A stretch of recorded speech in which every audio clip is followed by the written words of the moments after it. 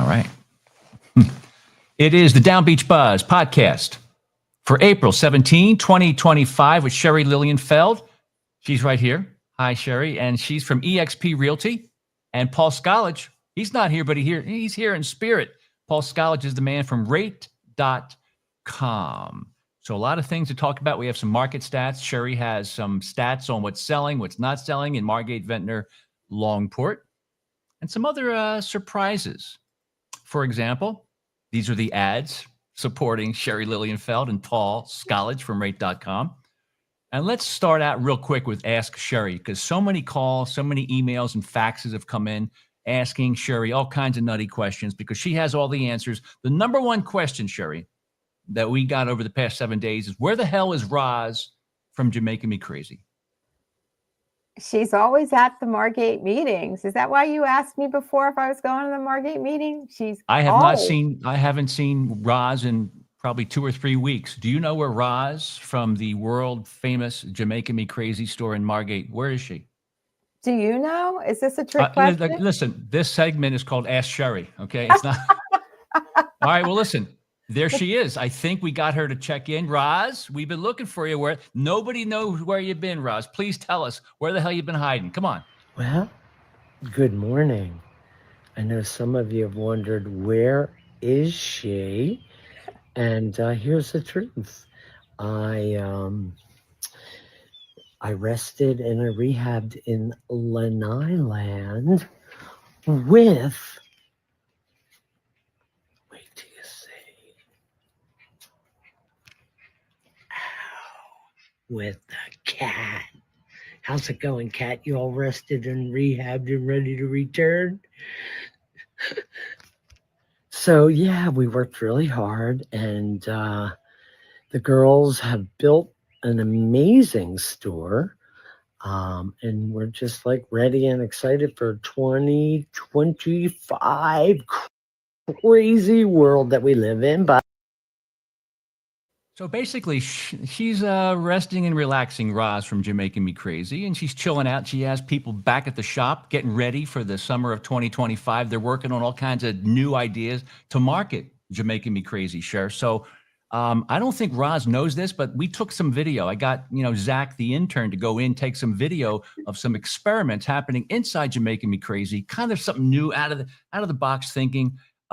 Some live music while people are shopping at Jamaica Me Crazy. So let me show you that clip. Zach, you want to run that thing real quick? Thank you. Taste the biscuit. Taste the goodness of the biscuit. Taste the honey sauce. Taste the goodness of the biscuit with the honey sauce. Don't get that honey sauce on me. I don't like the way it tastes with my chicken wings. Taste the biscuit. Taste the goodness of the biscuit. Taste the butter spread. Taste the goodness of the biscuit with the butter spread. Sure, I don't think that's the right clip. Zach, that was the wrong video. You think that wasn't even Jamaica Me Crazy? That was some kind of a thrift shop somewhere, wasn't it? It was hard to tell. But I think right here on the keyboard, that's the mayor of Ventnor. I didn't know that he was that talented. No, that's not the mayor of Ventnor. I don't know what's going on. So let's go right to the section that's most important to me. summer was a Sustainable Sherry. Here we go. Hey, Tilly. the summer Oh, was a disaster. you want to get me fired up, don't you? Yeah, what's going on with this property? But I think you have highlighted some of these problem construction sites being dirty, not putting tarps over the dumpsters, and they're cutting concrete, cutting all these plastics, getting into the air. Are some of the towns starting to pay attention to this stuff? Because I'm seeing more construction sites with those, like umbrellas over the saw. What are they called? They're called. I see more and more hoods. So it's working. But are there some trouble spots where some people are not on board yet with your clean work site initiative? Well, all of Down Beach has ordinance, as well as Atlantic City. So we have Atlantic City, Ventnor, Margate, Longport. They have an ordinance, which means look at that. That is styrofoam, okay? And look, you can even see it in the street. That's not snow in the street. That's styrofoam. It blows in the street. It gets into the storm drains when it rains. This was a disaster. So we have ordinances, which means it's a law, which means if the contractors aren't complying with the ordinance, i.e. keeping this mess contained, cleaning up every day, they can be fined. They can be fined by the police department or the public works code enforcement. Yeah. So what do you want to talk about? Silicosis? All I know is all that garbage, all that stuff that is floating around from the construction sites, it gets into your lungs, and it's contaminants. We're breathing it in. It's getting into the grass, getting to the water, the drains, into the ocean. These construction sites are not clean, and some of them are not safe, and some of them are not secure. But so my question again is, are the towns getting more serious about this? We're a little disappointed when we heard the former mayor of Ventnor, Tim Kreischer, mentioned, hey, listen, it looks like Ventnor has reduced the amount of money they spend on inspectors or construction officials or something. Well, why is that? But I think that down the shore in Margate and Ventnor, et cetera, there's so much new construction that you need more inspectors. What do you think is going on? Why can't we hire, why can't we find inspectors? Why can't we find them? Well, I can't answer that. I will say Margate has upped their game with inspectors. They are hiring more inspectors. They are very serious about it. Ventnor is serious about it. But the thing is, and again, this goes with any kind of enforcement. People are like, I don't understand why the city's not out here fining. They don't have people that just walk the streets every day like they do with parking, actually. If they had as many construction site inspectors as they do people giving parking tickets, we might be okay. But if you see a site like this, you are to take pictures, you are to note the address, and you are to email the building department, and they will respond. And they do respond. As a matter of fact, it's the first, if you send them an email at night, it's the first thing they'll do in the morning. They do go out there. They do care. It's just, it's hard to have enough inspectors out there. So everybody needs to be part of code enforcement, like with anything. What? What, I'm on board. I'm on board. I'm on board. I see crazy construction sites that are not only dirty, but I think they're dangerous. I especially really hate when I see construction sites already shut down for the day and there's ladders everywhere. That drives me insane. You can't have a ladder. Yeah, that's terrible. That is such a disaster. Tell me why that's bad. Why should a ladder not be secured on a construction site when no one's around? What's the downside of having ladders everywhere? Well, one, it could be windy, it could fall and hit someone. Two, some kid or even an adult who is nosy could be climbing that ladder without the proper training and safety measures in place, i.e., usually if it's a ladder that's leaning against the side of a building, someone's supposed to be holding the bottom whenever you're on it. So there's so many things that could happen, and I don't have to tell you how windy it's been lately. Yeah. So this stuff is blowing everywhere. It's just been horrible. But again, if you call the building department, they will come out and they will talk to them and they will educate them. There's a video out now to educate the contractors. You know, part of it is, I don't think the contractors really realize why this is a problem. Someone needs to tell them, this is a problem, this is why. And then usually they shape up and they take care of it.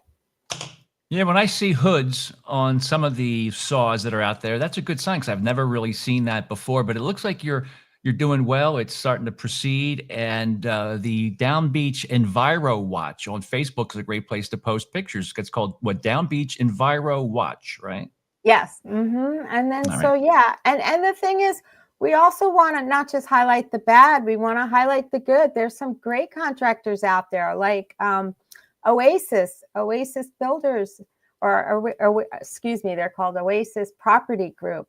They've been using hoods, and not only that, one other thing they do is they bring a group of people in when they're demoing a house.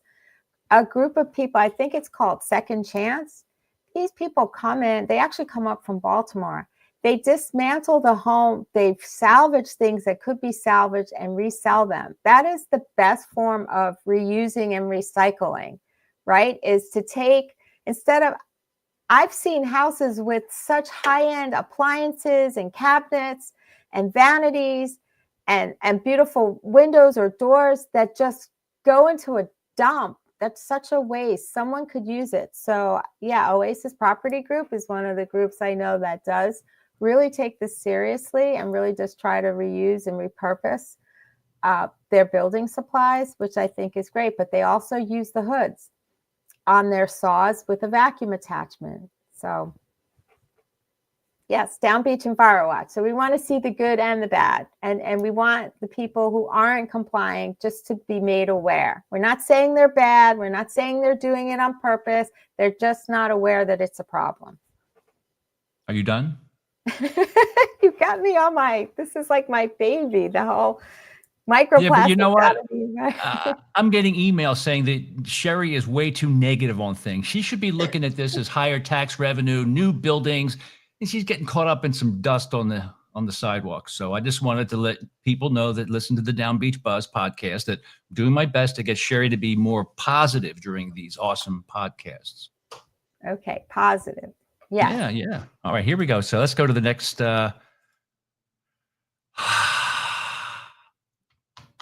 Did you know that the Atlantic City casinos play a role in home values, right? I would imagine they do, yes. I'm assuming, do you think it would be better for Atlantic City to be thriving next to Ventnor and Margate or Brigantine, or let it totally fall apart and become a hellhole? It's important for us, even though we don't necessarily totally rely on Atlantic City, there's a benefit of being next to a thriving casino city, right? Absolutely. So the Atlantic, I'm sorry. So what I wanted, I'm sorry, say that again. No, I mean, because, people work there and then people come to the casino. Sometimes they don't stay in the casinos. They want to stay nearby, whatever it is. So yeah, I agree. So the New Jersey of Gaming Enforcement, they came out with some new numbers, and they're always coming out with numbers, but they say the Atlantic City casinos, all 9 of them in March of 2024, $231 million in revenue. That's a year-over-year decrease of almost 4%. But this is what's really nutty. Over the past month, from March, going from February to March, it's almost down 14%. So I think things are getting tougher in Atlantic City, and I don't think they're telling the truth about the crime. They're always saying crime is going down. Whatever. Sherry, who is this person? Take a guess. Should be one of your heroes.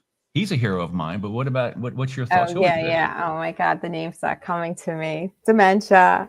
Well, take a look at where he's standing in front of what? I know, the Meadowlands. I know, and he's always trying to do stuff. I'm sorry, I'm having a brain freeze. Help me out here. Well, he's Jeffrey Gural, and he competes with you up in New York. He is a very upstanding real estate developer in New York City. But the bigger point of what I'm bringing this up is he believes that Atlantic City blew it, that they really didn't realize that, there's going to be North Jersey casinos. And of course, the Meadowlands is his baby. He's going to do a deal with Hard Rock possibility. So I don't want to get too deep into it, but I believe this kind of stuff affects the values of the region. That's Jeffrey. He wants to do a deal with the Hard Rock if that happens. I just wanted to bring everybody up to speed. Yeah, New York. Yes. So yes, I wanted to say this because I was going to mention this in New York City. Yes, some of the big developers are bidding on a casino in New York. You have like Silverstein Properties bidding on a casino at one of their sites. A lot of big developers are vying for the big casino in New York. So yeah, read that first paragraph. New York officials are considering 10 proposals for casinos in or near boroughs of New York City and aim to grant licenses for 3 projects. And now read the last paragraph. Gural, who operates the Meadowlands, has a deal with Hard Rock to transform it into a casino if voters ever approve a second referendum on the topic. The first lost by an 80-20% margin. So we're going to go through this quick, but this is really important. Read that for me, please. what are we like at the Passover Seder when everyone goes around and reads? No, I want you okay. to be engaged because most people kind of separate all this crap out. They think that Margate and Ventnor has their own issues, and they don't realize that our neighbors play a major role. So Yeah, if they it's a do. if it's a total hellhole of crime and Yeah, disgusting behavior and weed shops on every I was going corner, to say weed shops. Yeah. and so we know that Lance Landgraf is a big watcher of the podcast, and that's awesome because he's our eyes and ears. He's our representative in Atlantic City, and so is Chris Brown, a Ventnor guy. So read this this quote here from Mr. Gural. Numerous companies that operate casinos in Atlantic City are fighting to gain the New York licenses, in essence, vying to compete against themselves. Let me turn off my banner here on the upper right-hand corner. Yeah. Wait a second. Stay right there. I think that, their feeling is they're not really competing against themselves because the feeling is it's going to happen one way or another.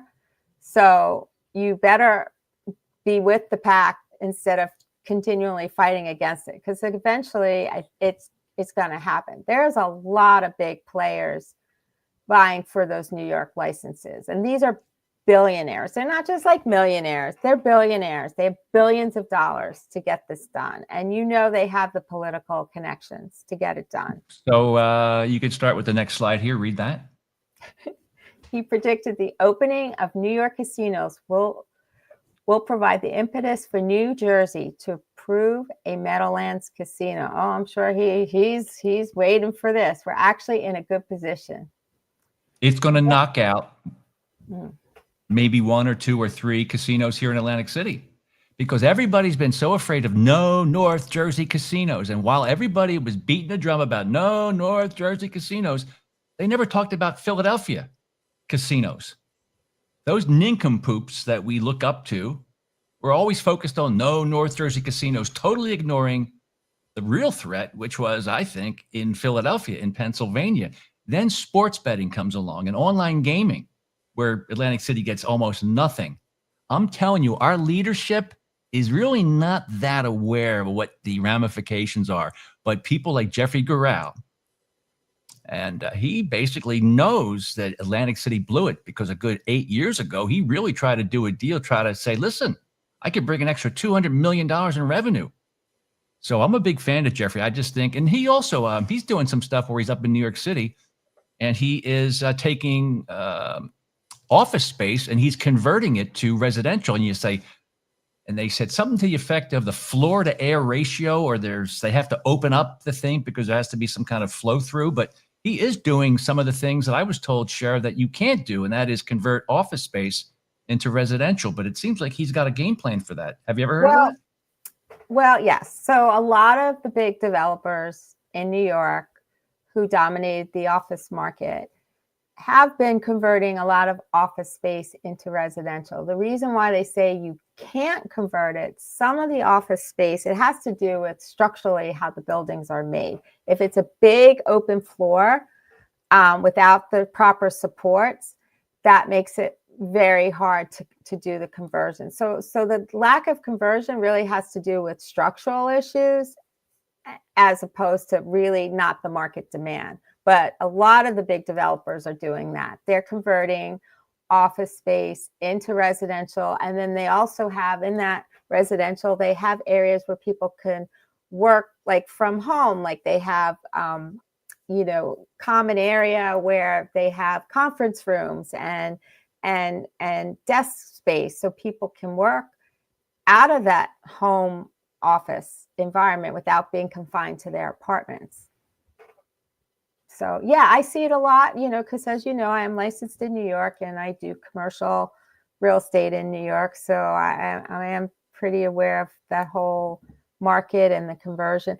I will say though, that the office space leasing has gone up from 20 million square feet to, like pandemic time, to 30 million. It is improving. And a lot of companies are requiring their employees to come into work again because they are seeing the benefit of coming into work, at least hybrid, like 3 days a week. because of the synergy you have from just being around your coworkers. People can be productive if they're self-motivated to work at home, but there's a lot to be said by being in the office. You're muted. All right, there we go. So let's go to you got some, give me some stats. Give me some market stats here, Sherry Lilienfeld of eXp Realty. You got control. So I mean, we just talked about the whole Philadelphia, New York market and the casinos, but now let's just focus a little bit on the Down Beach area, the residential market, which is kind of interesting once I started diving deep into the statistics, because I love my numbers. So the first is, what do we have active in Margate? There are 60 homes active on the market. When we looked at this in January, there were only 42 homes. So really, we've seen a great increase in the number of homes on the market, which is great. 43% increase in active homes since the beginning of the year. And we would expect that because we are in the prime buying season. We're right before the summer when people want to buy. This is when they typically wait to put their homes on the market after Super Bowl, so March and April. This is prime buying time. But what had happened when I started diving deep into these listings? A lot of properties were relisted. And when I looked into it, close to half of them had a price reduction, close to half. That's 28 properties out of 60. So what is that telling you? That's telling you that there is the market is adjusting. What's it adjusting to? Well, we were on this great incline of price increases year after year. If you bought a house 5 years ago, you made money without even thinking about it because your property increased. But you're not on that same trajectory. And the houses that are getting listed higher than what's been selling, they're in a market that doesn't exist anymore. You can't be expecting the prices to continue going up and up and up when they're not. They're stabilized. So close to half of them had price reductions. That's Margate. So, So under contract, if I look at what is actually under contract. So in the past, I always look the past month, the past 30 days. The past 30 days, there were 11 Margate properties that went under contract. And of those, 64% had price reduction. So again, what does that tell you? The things that are going under contract are the things that are priced what buyers consider realistic and reasonable. So 64% had price reductions of the 11 properties that went under contract in the last 30 days. So let's look at Ventnor. Ventnor has 44 homes on the market, so quite smaller than Margate. Margate has 60 homes. And the amount of homes on the market went up 22%. Not quite like Margate, but still great increase. 22% of the homes are on the market now, as we would expect. And of the Ventnor properties, about 40% or 39% had price reductions. 17 out of the 44 had price reductions. That is a lot. And again, it's telling you the market is stabilizing. Okay. So if you're going to price a home, if you're going to list a house, don't say, hey, let's just put it out at this number and see what happens. It's not going to happen because there's so many other homes you're competing against that are reducing their prices. So under contract in Ventnor, there were 10 properties that went under contract, which is a good number considering Margate has a lot more homes and only had 11 in the past 30 days, and only 20% of those had price reductions. So again, what is that telling you? That the Ventnor prices are more in line with what the buyers would expect and are willing to pay. So Longport, we have now 17 homes on the market for sale in Longport. Longport's very small, so that actually equates to a 21% increase since January 2025. But no houses in Longport went under contract in the past 30 days. So anyway, so there's a couple of things I want to say. If you're going to list your home, just keep in mind that even though there's all these price reductions, If you've owned your house for 4 years, 5 years or more, your property value has still doubled, maybe even tripled. You still have so much equity to work with. Don't get in your head, oh my gosh, I lost so much money. You know, you're not losing money. You can't think about what maybe you could have gotten a few months ago. Think about what you paid for your house versus what it's worth. So that is super, super important. And then the other thing I want to say, as buyers, you need a buyer's agent because the market's changing. You need someone to work the comps for you. You need someone to help develop a strategy for you. You don't want to insult people, but at the same time, you don't want to overpay. You need to work with a buyer's agent. I had someone that came to see one of my listings, and she and her fiance were from Phoenix. She doesn't know the market. She's just calling all these listing agents. I said to her, how are you going to know whether it's a good price or not? You don't know this market. And she just stared at me. She just stared at me like, oh, I never thought about that. Like, why are you thinking you're getting a better price? You're not. The listing agent represents the seller. You need someone that represents the buyer. If you are a buyer, someone that can help strategize with you, show you comps, and also has the relationship with local agents. We're a tough group down here in Down Beach area. You need someone that like knows how to work with everyone. So that's all I'll suggest. So that's my story on the market stats, some interesting numbers.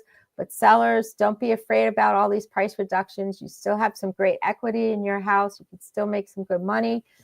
And except you have to consult with your accountant about capital gains. So that's a whole other story. And also, if you're non-resident taxes, I don't know if you realize it, but if you're not a resident, if you're from Pennsylvania and you sell, you're going to pay 2% on that sale price. So even though it's great to get a really high price, there are costs associated with it. But at the same time, you're still making good money. Look at the big picture. Don't say, oh, I want to list it $200,000 higher because I think I can get it. Well, if you paid $1 million for your home and we're suggesting listed at 2.2 million instead of 2.4 million, where's the problem here? You still have quite a nice capital gain. So anyway, thank you for letting me go on and on. You know how I love my numbers. I'm sure you have something to say, so go ahead. Wait, Are you're you kind of muted. done? Yeah. Okay. Well, because I didn't want to, yeah, it was very good. It was highly rated, what you just went through, and very helpful. But the one question that did come in, and people always seem to ask this: how do I know that my offer got to the actual seller, show share? How do I know that my offer, even if it was kind of a lowball offer, how do I know that the seller actually saw my offer? Because I know in the past, these are people that are emailing me saying that they should sign a piece of paper that the actual seller did see that crappy offer, but nonetheless, they saw it and they said no. Is that truthful, that sometimes you just don't know whether your offer is getting to the seller? Yeah, sometimes you don't know. You will assume that, well, first of all, let me just put it like this. An offer must be in writing in New Jersey to be presented. So if you have a real offer, you need to put it in writing. Now, that being said, do you have to do a full contract? No, you can do what's called a letter of intent, which is a one-pager, your price, your down money, when you want to close, what you want included, what kind of contingencies you're going to have, whether you're going to have inspections, things like that. So it's called a letter of intent or an LOI. So if you have a real legit offer that you're serious about, put it in writing, and that offer in writing must be presented within 24 hours of you delivering it to the listing agent. And that includes, if the listing agent's on vacation, it goes to the office. Someone from that office needs to present it. Those are the rules. What actually happens. And is that the rules? When you said the rules, that's the NAR, National Association of Realtor rules? New Jersey. So we all Okay. have our own rules. In New Jersey, it has to be presented. So let me just one more question. How often does that written memorandum of understanding or an actual offer, how do you know? How often are you successful at getting that offer to the seller? I mean, like, what percentage of realtors Oh, that you're working with actually will give that proposal to that client? I can't comment on other realtors. All I can say is if I do a full-blown contract, I include that letter that states confirmation of written offer that the seller is supposed to sign. Yeah. Yet I do not always get that back. So that's the answer. You don't always get that back. No. So I can't comment on anybody else. I could just tell you my own experience. And But unfortunately, technically, I'm allowed to comment because I'm a fake realtor, right? I'm a wannabe realtor. So I can comment on stuff like that, probably, right? well, probably. I don't want to have guilt by association, but No, my greatest fear, and I know it's totally unfounded because I know there's no way this is truthful, but I get the feeling maybe that realtor might want to double end the deal, double dip the deal, get commissions on both sides, bring their own buyer because they're the listing agent. But you know what? I'm a conspiracy theorist. I'm always trying to stir the pot, but I know that never happens down the shore. Okay, you want to go to the next topic? Wait a second, I got something even better for you. Here we go. Wait a second, hold on a second. wait. Oh, is this your friend? Hold on, wait a second. I know what this is.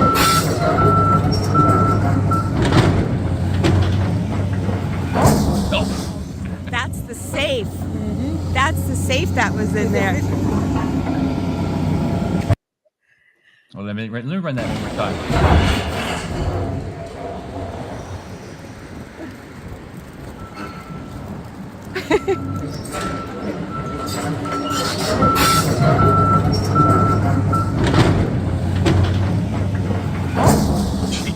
That's the safe. That's the safe that was in there. Let me tell you the story about that. Hold on. All right, stop. Go ahead. Well, let me get this lined up so we have a nice graphic. So when you're talking about it, hold on one second, please. So just before you get into the detail, this is the demolition of the Margate food truck, and it's right next to the gas station, the contaminated gas station that Margate just bought for $3 million, converting into a parking lot. Just want to kind of set the context here. And that brown thing is the safe that's been there since a bank was in this spot. Is that correct, Sherry Lilienfeld? And maybe the most important thing, what the hell is a young lady like you getting up close and personal with a backhoe on a construction site? How did you break through all the security? The guy working there, he was standing next to me. He kept on saying, come over, come over. He wanted me to come right there. And then that backhoe, whatever that bucket or that hook or whatever it is, he kept on like running it over my head. I was actually very concerned about my safety. But yes, so there used to be a bank there, some of us might remember, and there was a safe in there, and the previous owner who bought the bank and converted it into I think it's called the burger truck, because it couldn't be called the Margate food truck because it competed with Margate Dairy Bar or something. Oh, anyway, yeah, absolutely. Yeah, you want to spend the next 5 minutes on that one? Let me know, but I think we'll pass over that one. But anyway, the previous owner had Zach actually do an inspection on the place, but she's a friend of mine, and she'd call me and say, I don't know how to get rid of this safe that's in here. There was a safe from when it was a bank. Of course there was, for the money. So I'm assuming that was the safe. It looks like a safe, right? It's very heavy. I don't know. What do you think? There's the guy kept on, he was like, come on, come over here. There he is. Yeah. So that was great video that you took, but let me show some of the photos. Because in your spare time, you're now my photographer. Let me see if I can get to You're this. media expert. Yeah, you really are. Hold on one second. Let me try to figure this out. Let me remove that, and then I'm going to bring this up. There we go. And let me zoom in. You took some great pictures. Well, you put me on assignment, and I happened to be driving by, so yeah. But they do a pretty good job of ripping the building apart and then hauling it off, right? They do a fairly fast job, right? So this is yesterday, April 16, 2025, the demolition of the old Margate burger truck at 7903 Ventnor Avenue Wait, being go back prepped. up. It's called, look at the sign. It's not called it's called Baker Burger Company. Yes, but there's so many names, but everybody That's sees it as the goofy food truck with the guy painted. That's true. First off, whoever painted that guy driving the truck, that's whatever.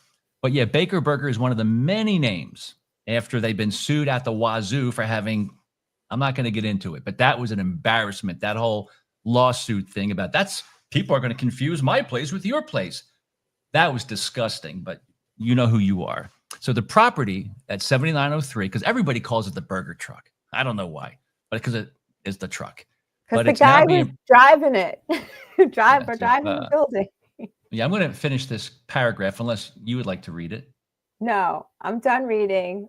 Okay, Yeah. so I will follow up because I know that I'm just trying to bring some uplifting. And this is good because this is a positive story. This is all about bringing ratables, bringing tax dollars to the city of Margate, because across the street where the parking lot's going to be, gas station, that's going to be an expense for everybody in Margate, but you'll enjoy that. But anyway, the property at 7903 Ventnor Avenue in Margate now being prepped for a planned mixed-use project by the very impressive Saganos management. The current site plans that got sent out to everybody within a 200-foot radius of this project by law, the city of Margate needs to inform everybody within a 200-foot radius. They get these current site plans and they get told when they can come in and during a public hearing, talk about it. But the site plan looks to have no parking for the multiple street level businesses or the 3 residential units above. And I did post, that's a really great rendering. It's a beautiful, beautiful property, but the initial site plans have no parking and very little setback. And the developer wants the following: a front setback, side and rear setback, building lot coverage, height, parking waivers. And it's interesting to note, like we said, that the gas station, the parking lot / gas station is right next door. That's neither here nor there, but April 24 is when they're going to have the Margate Planning Board public hearing. We recommend that you go and chime in. And I do have the entire site plan that was delivered to those people within a 200-foot radius of the project as per law, as the legal requirements are. But from what I understand, Cher, they actually posted another site plan that actually includes parking. So that's what I hear, but what do I know? I'm only a phony real estate analyst here. But this is going to be a great project, but hopefully there's enough drainage, pervious spaces, right? Hopefully there's going to be safety issues of egress or what do they call it? Egress and ingress. I always mix those up. And very little setback. And at first, there's site plans out there that had 0 parking. So maybe somebody can reach out to us and explain how does that happen sometimes, where they, within 24 hours, they change the site plans even before they get in front of the planning board? Can you talk to Mr. Collins about that tonight, maybe? I don't think they change it. I think that they are prepared for options if they don't get what they want. I mean, that's what I would do, right? You go in, you're going to ask for A, B, C, D, but maybe they'll give you A, B, and C, but not D. So you need to be prepared to show these options. So where did they add the new parking? On the side? Well, somebody gave me a picture of the site plans that they had to go to City Hall or the municipal building to see, but they did ask for a waiver for parking, in the original variance. The variance, I'm sorry. Whatever they call it, but they wanted variances for front, all kinds of setback, building lot coverage, the density, the height, and parking. So I guess they were going to say, listen, we don't have parking. I'm okay, kind of, that there's no parking for the businesses, kind of, but it didn't look like they had parking for the 2 or 3 residents above the lower level, retail. Yeah, that's insane, honestly. I mean, okay, like no parking at all, and that's a pretty big lot. So, Yeah, okay. and I don't know whether they got some advice from my good friend Bags, but who knows? But it's a beautiful design. I mean, look how awesome that looks. It is very pretty, but yeah, parking is an issue. And, it's a Matter of shame fact, the yeah. streets aren't a little wider because then people could park in front, like on an angle, like they do in some downtowns, so you can get more parking. So some people have let me know that there's all type. It could be walk-up ice cream places on not just the frontage, but on the side. Let me just say, April 24. Is that when I saw that the planning board meeting? April 24 at 6:30, public hearing about this issue, Margate City Hall. I think people really got to go because this is a big project, a beautiful project, a much-needed project. But Margate has a history as of late to really push the envelope and just ask for variances for everything. And I just think there could be runoff issues. There's almost little or no setback. The parking was an issue. And if I'm not mistaken, there are 2 bedrooms. I think there are 3 units, 2 bedrooms apiece. Should they not be a 3-bedroom? You think that's a tough sell, a share that there are just a 2-bedroom? Is that going to sell? Is that going to be tougher to sell as a 2-bedroom, 2-bath, or maybe a 1.5? Well, realistically, this is in a commercial area. The demographics of someone probably who would buy it or live in it is younger, used to living in the city. Maybe they don't even have a car. I don't know, but it's not a big family. It's not a condo or unit where you want a big family because you don't want your kids running out in the middle of Ventnor Avenue. So, yeah, I think it works for the right renter or buyer. Could be an Airbnb. Could be. Yeah. Someone who Move your camera a little bit. You're kind of low. I know, I'm slouching. Yeah. Slouching.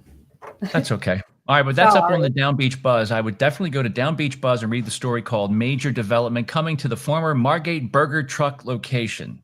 Seems like most people are calling it the Burger Truck, even though Baker Burger, Miami Burger, like 3 or 4 different names. Well, all because of the threat of lawsuits. No. Honestly, it started out as Margate Burger. Then I think it was the Burger Truck or something. Yeah. But Baker Burger is because the owners who used to run a restaurant there actually leased it out last summer or 2 summers ago. And the person that they leased it to did a lot of baking. Yeah. So there was some good baked goods out of it. So I think it really also had to do with the different who was running the kitchen. Yeah, it was unfortunate. Lots of different names because of the threat from somebody a mile away who claims that it's going to be confusing your customers. That was unbelievable that I saw the pain and the terror that this person, always threatening this property owner with ridiculous lawsuits. But I think he just bailed out and said, screw it. Come up with a different name. I'll never forget that. I'll never forget how people can be so petty when it comes to supporting their businesses. Everybody has to do well. You can't destroy a business that's 1.5 miles away that like it's some kind of I'm confused. Where do I go? Anyway, let me just move on because I'm just trying. Listen, Cher, I'm just trying to be. I'm just trying to be positive here. That's all. That's about it. So, you're funny. But definitely look at that story and all the great pictures of the demolition of the burger truck, whatever we want to call it, and the site plan is right here in detail. It's an amazing property. And maybe I'm mistaken, but I'm pretty sure a lot of people looked at it and go, where's the parking? I do think what? No, the parking lot's going to be across the street. The old gas station. That'll handle the parking, right? That's convenient. I just said by coincidence. I actually didn't understand why Margate didn't buy this lot because this was listed for like $2 million or $2.2 million. And the gas station with environmental problems, they purchased for $3 million. So, and I think that the lots are about the same size. So I couldn't understand why, if they were going to buy something, why they didn't go for this one. My That's guess it. is that this property, the Baker Burger Truck property, Sagano's property, is contiguous. It's next to the other block across the street, the strip mall. I don't hate to call it a strip mall, but all the retail, whether it's Nitwit, et cetera, Starbucks. So maybe they wanted to be right next to it, so there's no gap. Is that a good guess? I don't know. It's a lot more money. Like if parking was needed. Again, there must have been something else going on behind the scenes. I don't know what it is, but Sure. I thought this would. Listen. I know that you'd like to go investigate and sniff around, look for somebody making a mistake, maybe jaywalking and all that stuff, or maybe a mispronunciation, whatever. But I'm just hoping that you will join me in a more uplifting podcast where we talk about nothing about. Everything has to be positive from here on out. We got to stop talking about price reductions, people getting lowballed offers. We got to stop that. I think people like to know what's going on in their community, and they need to know what's going on in their community. And we say this all the time, people need to go to meetings. I have to tell you, I've been seeing a lot more people in the Margate meetings, a lot more. It's really nice. Oh, I got a question for you. So we know that the gas tanks, the oil tanks at the gas station, the Liberty gas station, which is now going to be turned into a parking lot, and they still have to clean it out and remediate it, whatever we call it, clean up the site. And it seeps across the street, that it travels. It's been there for decades. Do you think there needs to be remediation underneath the burger truck property? Do they need to go and dig that out? Can they get money from Exxon? Is that an issue? You think that's an issue when you're right next to a contaminated site? It is definitely a concern that should be investigated. So here's what happens with contamination. So if you're buying a property, you're supposed to test that property to see if there's contamination. Once you test it and they find contamination, the NJDEP opens up a case on it. So now people are watching it. However, the question is, well, if you don't test, then what happens, right? So do they know? Do they not know?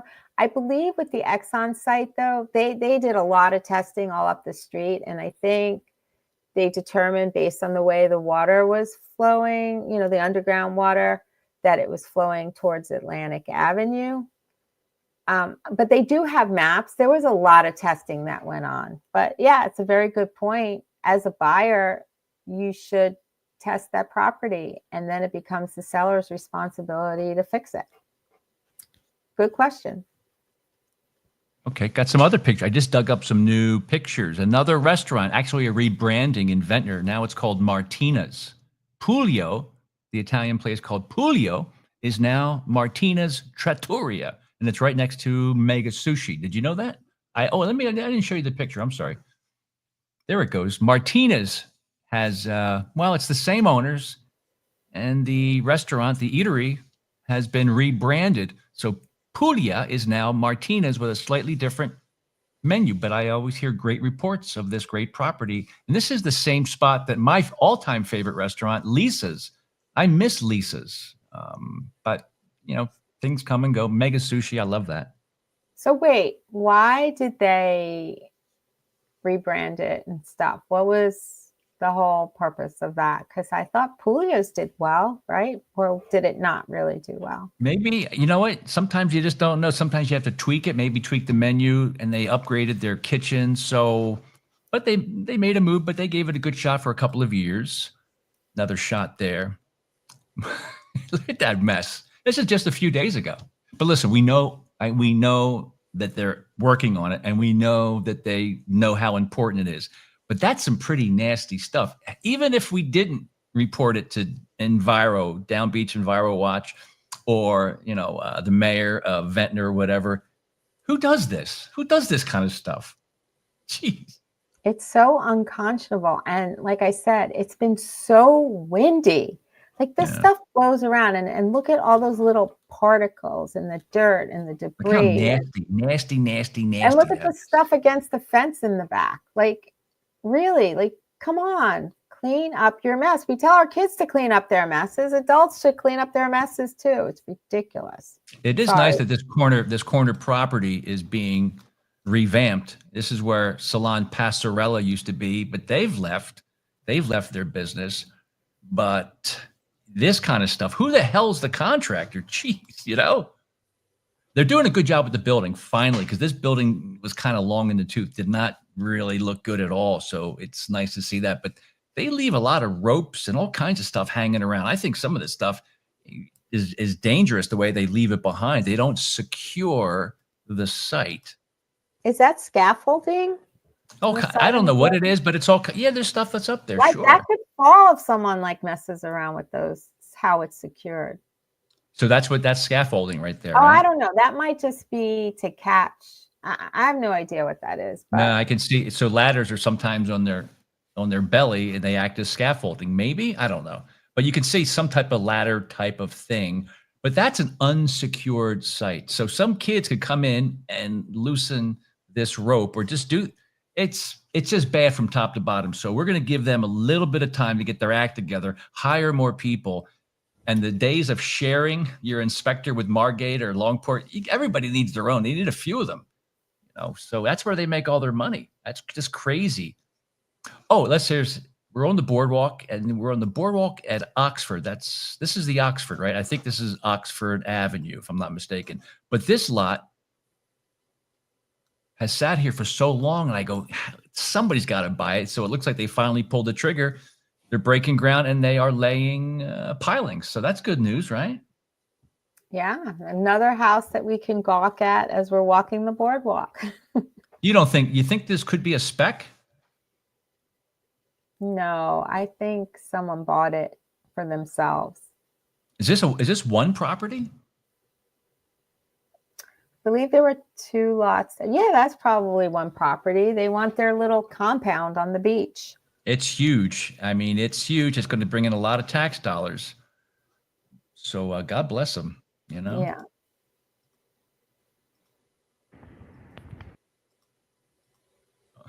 What? I eat organic eggs a lot. What can I tell you? Happy hens. That's what it says. Happy hens. Yeah, All yes. right. Well, it's time to wrap up. Did we cover everything? I am trying to think if there's other stuff. Trying to think. Come on. We're on 52 minutes now. I think we covered a lot. I'm just very impressed with some of the stuff I'm seeing.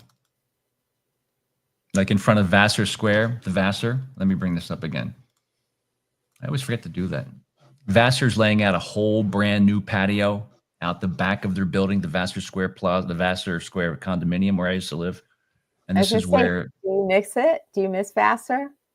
Or do you like where you are now? I like where I am now. And I like this neighborhood. Let's just say that, okay?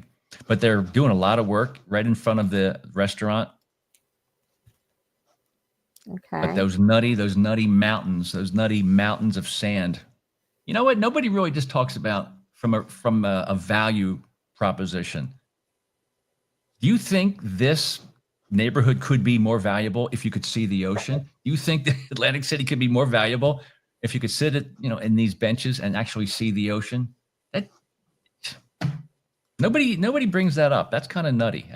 But here, as you can see, there's parts of the dune that are lower and legal, because from what I'm told, dunes can be no higher than the top of these railings on the boardwalk. And you still get a dune, but you get a view of the ocean. I don't mean to bore you, but I just wanted to let you know that some of these things are focused on bringing higher value and stop blocking the beauty of our nature. And they're still talking, I think, Cher. I know we have to get going. They have money to rebuild and or repair the boardwalk. I don't know where that story is, but if they're going to rebuild, maybe they should build it a tad higher. Would they be smart enough to make it a little higher? Yes. So interestingly, I know this is Ventnor you're talking about, but I was listening, and the Ventnor Boardwalk connects to Atlantic City Boardwalk. Atlantic City at their zoning meeting last night talked a lot about not only the boardwalk, but the Bay Walk. There's a like a walk by Bader Field and a walk and redoing that. And it just blows my mind because a few months ago, most of Atlantic City Council was selling out all of those things to Atlantic Shores, so Atlantic Shores can rip it up and put cables under it, and giving them a right of way and a grant, releasing those properties under protection of Green Acres and giving it to Atlantic Shores, a developer, to do it if they want. Now all of a sudden they're so interested in the boardwalk and then this walk and getting, I guess it has to do with where they're getting their money from. Of course, I mean, don't mean to be naive, but they got a grant, I think, to fix all that stuff and do stuff. So now they're going to do it because the Atlantic Shores project is on hold. I'm just wondering if after they do all that, and if another wind developer comes along, are they then going to like sell out and then have a wind developer, rip that all up? I mean, that's been the argument of the anti-offshore wind people, is why are you letting them rip up everything, come in the boardwalk, go through go through Pete Polito Field, Bader Field. Why are you letting them do this? You're destroying the city. Thank goodness that's on the back burner right now. But I thought it was just so interesting how interested they are all of a sudden in fixing all these things, and that they care about what it does for the city when they didn't care 3 or 4 months ago. And I don't mean all the council people, I mean the majority. Why do you think that's happening right now? Like I said, I think they got some kind of grant to fix that walkway along the bay, the bay that goes from Pete Polito Field and looks out on Bader Field, where they have all like the triathlon races and stuff. I've swam in that bay, when I was in the races. So that's so highly used, and it's so nice and vital for the city. And before, they were just, Atlantic Shores was just gonna rip it up and restore it to its original condition. Really? But anyway, yeah, that's why I think they're doing it. They follow the money, which I don't blame them. They need to follow the money. They have a lot of projects they need to do. So. Or is it because it's political season, it's primary season, it's election season for the mayor of Atlantic City? There you go, Mr. Conspiracy Theory. Yes, you're right. I don't think like that, because I think in terms of practicality, not in terms of politics. I need to think more in terms of politics. But yeah, I think you're right. Yeah, did you find out whether or not they are figuring out the Zoom issue in Margate, since you'll be hanging out with our good friends there at the Margate Commission meeting? Because they've been working on it. How's things going with the Zoom, getting live video of these public meetings? How's that going? That's a really great question.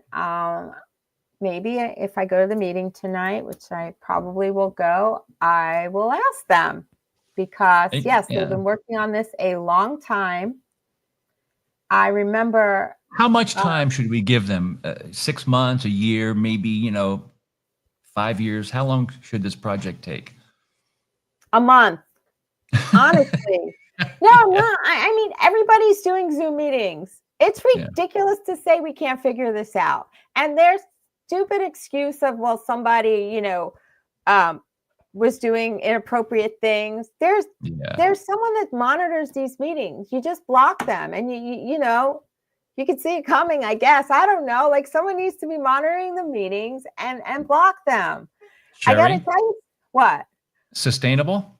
Yes. Why do you think they're dragging their feet with live video, Zoom video of these public meetings, especially the planning board? Why do you think they're doing it? What do you think? I'm not answering this because this is a conspiracy theory question. But no, and I know what's the likely answer? They don't want it. They don't want it. Because expense, technology, too difficult? Is it expense? Doubt it. So why don't they want people to watch, especially second homeowners, those pesky second homeowners that make up 75% of the tax base? Why do you think they want to kind of keep them, at arm's length when a lot of big deals are going down? Because it complicates things when people have a voice in a say. I got to tell you, people have been coming to the meetings though at live, and they've been speaking up, and I'm glad to see people showing up at the meetings. You wouldn't suggest that some of these fine elected officials down the shore that they're, they just don't want you to really stick your nose into their business, because in actuality, you can't vote. So why do we have to pander to you? We'll just focus on doing whatever we want to do, especially in the off season when you're not around. There's no truth to that, is there? I don't think that's truthful at all. I think that's totally true. Can you know me, I'm always devil's advocate. Yep. This is not a unique problem to our community. Correct. Before yes. I moved to Margate, I lived in Pennsylvania, and we owned a home in Seattle City. And Zach, my husband, was president of a group called Non-Resident Taxpayer Association. Why? Because non-resident taxpayers need a voice and need a group and need to get together and have some momentum to get things done, because it is not unique to Margate. Okay. It is everywhere. You're not voting, they're less likely to listen to you. And that's everywhere. So I would agree with you, but it's not a unique problem, but we need to deal with it here, and we need to speak up. And I'm all for people that pay taxes. They need to have a say, especially a lot of the people that pay, have second homes. Their homes are more valuable than people that live here year round a lot of times. So, yeah. Yeah, I know. It's, they should just be more thoughtful to the majority of taxpayers who just want to keep up to speed. They don't want to beat you up. They just want to know how you're spending their money. But I'm telling you, it's if you don't vote, as long as you're paying your taxes, and that's a heavy-handed way of saying it, but there's a lot of towns, Stone Harbor, Ocean City, Atlantic City, Brigantine, they do live Zoom video, but Margate does not. But most towns don't do school board meetings, especially Atlantic City. No school board meetings on video, God forbid. And it's impossible to ask for copies of it. They don't want you to watch what's going on at school board meetings. But when it comes to planning and zoning, I always say, we've always said this, Cher, planning and zoning sounds like it's pretty boring, but in reality, it has the most impact on a community. And for some reason, you can't get a live video feed of these big decisions being made, especially since 75% of the tax base, the residents, are in Florida or somewhere else in the off season. Yes. No, it definitely needs to happen. I'll ask tonight. I think Mr. Collins is a good guy, but there's probably pressure on him to not jump into that too fast, because I know the previous business administrator, Richard Deeney of Ocean City, he was totally against live video. Of course, he's from Ocean City, giving advice to Margatians about whether they should, have the ability to watch how their money is being spent. Think about that, Mr. Deeney of Ocean City, an outsider determining whether a Margate taxpayer can watch their elected officials in action. That's Richard Deeney. I'll never forget that. Good guy, smart guy, but man, totally essed the bed, totally screwed up that decision. And I lost faith in him when he said that. There's something I say in real estate, which is similar. It's like disclose, disclose, disclose. It's like if you think someone's not going to find out, like when you had a leak and then you didn't fix the leak, but you painted your ceiling, not true. People will find out, and it's the same thing with these meetings. If you think you can hide from it, it will come out, and then it comes out worse if you don't disclose it or have full transparency than if you're just upfront in the beginning and you deal with these things head on. So that's just my theory on it. Anyway, what do we? Oh, you know who that is? You You do know who he is. That's the mayor of Sea Isle City. Oh, you know what? He's a lot older than we sold our house.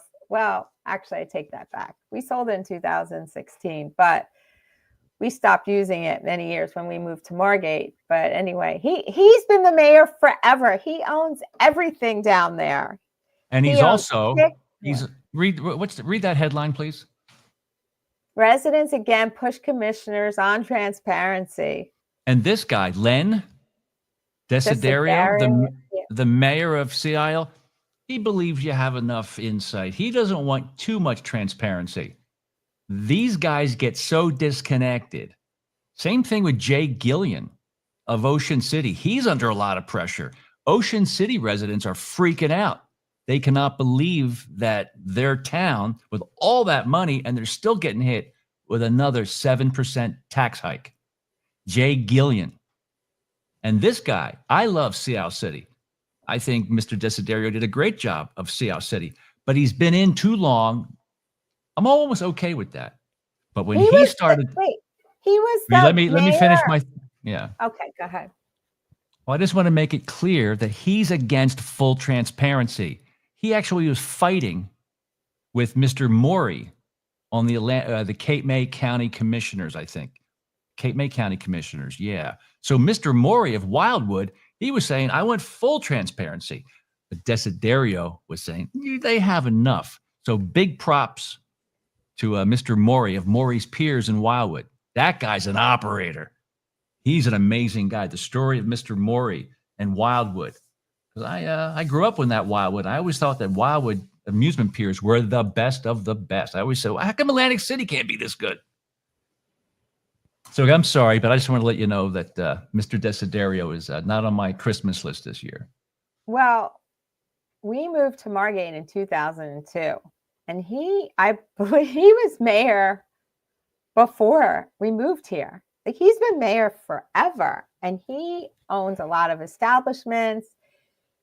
He had a special needs kid, and they kept the schools open because, yeah, there was just a lot going on.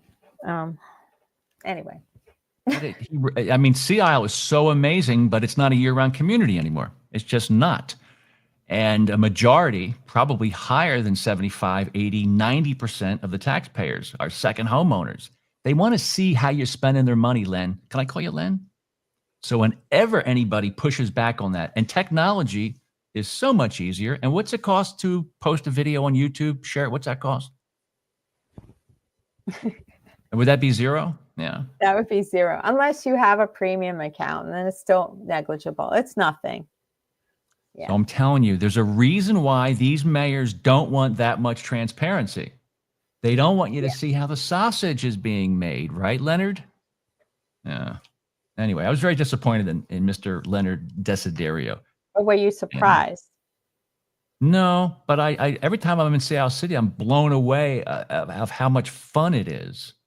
But then when I saw how many terms he was in office, I go, he's getting fat and happy.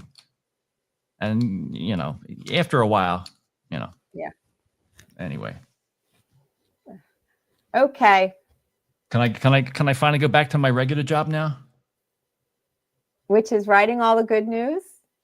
Yeah, just doing my good news. You're right. You got that right. All right, so don't forget, go to DownbeachBUZZ and subscribe. So up here, we have a search box. On the right-hand side, you can get on the DownbeachBUZZ newsletter. Huge audience. Everybody opens up. Even if you don't want to open up the email newsletter, it's kind of like going by a car accident. You got to look. That's how when you see it in your inbox, oh, a new email newsletter from DownbeachBUZZ. You got to open it because you never know what kind of fun surprise is in store for you in the DownbeachBUZZ newsletter. Right, Cher? And you go up there, you put your email right there. Don't forget, we have Mrs. B's Boutique. She's hooking us up, and she's supporting the effort. Sherry Lilienfeld of VXP, Paul Scollage of Rate.com. We have stories on the Margate burger truck location, the development going on. Is there enough parking? How come they changed the site plans that fast? What's going on? Joel Naroff is going to play. He's going to speak at Nucky's. It's the Margate Democratic Club, and that's happening on May 13. Martina's new restaurant coming down here. Dogs on the boardwalk, people pooping everywhere. Well, the people are not pooping, but the dogs are, so it's one and the same. but it's almost impossible to keep the electric bikes off the boardwalk, the dogs off the boardwalk. Queen Bean Bistro, Longport finally put their beach tags on sale. And our good friends, the Margate and the Ventnor commissioners, it looks like there's deeper debt. They're still going at the bond. I get freaked out when I say we're going at the bond again, but that's like you're borrowing money. And they're outsourcing code enforcement, these three, the mayor and Mr. Lance Landgraf and Miss Mento. And Tim Kreischer's the guy that's calling them out. He says, why did you decrease? So Tim Kreischer, he said, hey, I noticed a dramatic reduction in code enforcement funding. It decreased from 138 grand down to 32,000 over 4 years. Mayor Tim Kriebel says that the city outsourced many of those functions at a lower cost. Social media commenters point to dirty construction sites, poor enforcement of commercial short-term rentals within residential neighborhoods. So we're not going to beat them up because I know they're working hard trying to deal with that stuff. And Lucy, they lost to $500,000. There's weed everywhere on the boardwalk. And sure, good thing you don't smoke because, just because. Did you ever go on the Atlantic City Boardwalk recently and try to cop a nickel bag? Oh, yeah, I go all the time. Stop. and you know who this guy is, Mark Giantonio? No. He is the CEO of Resorts Atlantic City. He's also the president of the local casino association. He was on the radio the other day. What do you think his number one concern is, representing the 9 casinos of Atlantic City, as well as being the CEO of Resorts? What do you think is one of his biggest issues that's holding Atlantic City back? Heavy marijuana use? You know what? You're right on board here. If we stop the marijuana on the boardwalk, I mean, that's a big thing that, the Casino Association has been talking about with our elected officials and our policing. That should be zero tolerance. And I'm being reassured that that's what's going to happen this summer. And it should have happened 2 summers ago. But the smell, the odor, is that what it is? Yeah, I mean, there were people smoking, marijuana in front of little kids right out on the boardwalk. I mean, Yeah. Nobody realizes this. The boardwalk it's a public park. It's against the law to smoke anything on that park, and we need to stand up and enforce it. And the mayor and the chief, reassured me that this summer is going to be a different story. And I mean, he's begging them, do something about it. And right there, that's Chief Sarkos, and he's standing next to Marty Party Small, currently this close to facing the wrath of the jury or the judge. Both he and his wife under indictment for abusing their teenage daughter, but they're still in charge of things. And Miss Laquetta Small was not told to step down until she possibly is found innocent. But nobody wants to talk about that crime, dark streets, and weed everywhere. And nobody wants to point the finger at this knucklehead, Marty Small. He is not the good leader. First off, you got to get rid of Marty Small and Laquetta. You can't have them anywhere near Atlantic City. There's no young families going to move to Atlantic City with Laquetta in charge. I'm not trying to be a jerk, but you got to get rid of Marty and Laquetta. Just get rid of them. You got to get rid of them. You can't have them anywhere near anything. And I know that Mr. Sarkos is a great police chief, but he's under the thumb of Marty. Marty's a thug. And so does Mr. Giantonio. He knows that, but he can't say anything. Sherry, one more quiz before I let you go. A quiz. Maybe you'd have the answer. And if you get the answer right, I'll let you go. You ready? The CRDA is the Casino Reinvestment Development Authority. Their job is to take monies that come from the revenue of the casinos and put it to good use or pay down debt for the city of Atlantic City. There are 16 members, board members on the CRDA. How many of those 16 members actually live in Atlantic City? Oh, wow. Probably none. There's one. It would be the mayor, Marty Small. He's on the board. Okay. So Okay, one. What's that? Okay, one. Wow. Yeah, there's 16 members that make decisions on how to, you can have more weed shops, you can do this, you can change the zoning, they make decisions about how that money is being spent. There's 15 people on that 16-person board that call the shots. We only have one representative representing Atlantic City. Lance Landgraf should be representing us better, and Chris Brown. He sits there. I don't know what he does, but we do have people that should look out for our best interests, but no one seems to hold them accountable. But that is why this internet thing has been a blessing, that we can do a radio show, a TV show, a webcast, podcast show without getting permission from a TV station or a newspaper. My whole career has been in traditional media. Always had to kiss the ass of my boss, what I can say, what I can't say, newspapers, TV, radio, but the internet, it's the Wild Wild West. You got it within reason, but plus I get to do a show with Sherry Lilienfeld of EXP Realty, also known as Sustainable Sherry. Give my love to Bags tonight, Baglivo at the Margate Commissioner meeting. Say hi to the esteemed solicitor, John Scott Abbott, and Mr. Collins. Can you let him know that I said hi? I'll take it under advisement. It's a good answer. And tell him, do me a favor, ask him when the reval is going to happen, because Margate hasn't had a revaluation of properties in 8-9 years now. Ask him when that's happening.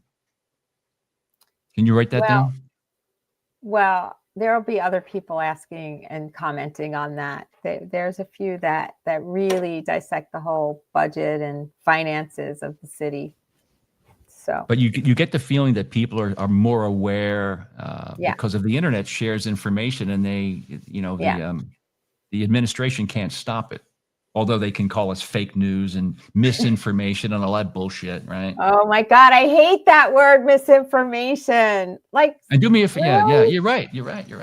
Oh, that word just drives me nuts. People would say that about us when we were talking about offshore wind, we were spreading misinformation. And the reality is we were using the other side's reports and pulling their own data and explaining it. Yet we were spreading misinformation. Just drives me nuts. Sorry, you got my nerve again. Yeah, it's crazy. All right, well, listen, have a great time, whatever you do, and send my love to Mr. Baglivo. I'm sure he's going to be in the front row. I miss Paul. He's been out partying Miami, and he had a birthday, and he's always away, traveling. That man has quite the life, but he's quite a producer. He gets it done. He has a fabulous team. So we miss you, Paul, and looking forward to the next podcast with you. And for the love of God, please, I'm on my knees. If you're going to start considering buying a home along the shore, Ventnor, Margate, whatever, please have a buyer's agent. Do not go into the lion's den. Make sure you have your own representation, please. It could be Sherry. It could be somebody else. Maybe someday I'll get my license. You can wait for me to get into the mix. I wouldn't hold your breath on that one. I don't know. You really want to get your license. You watch more real estate podcasts than I do. It's quite amusing. Everybody that's watching right now, I can see everybody that's watching the podcast. Please raise your hand, your left or your right, whatever it may be, and say, I promise never to go directly into a house that's for sale, an open house, or inquiring directly to the seller's agent. I will have my own buyer's agent. So help me God. You can thank me later. All right, Sherry. We'll talk to you soon. Yeah. Thank you so much. Just wave. You can just wave.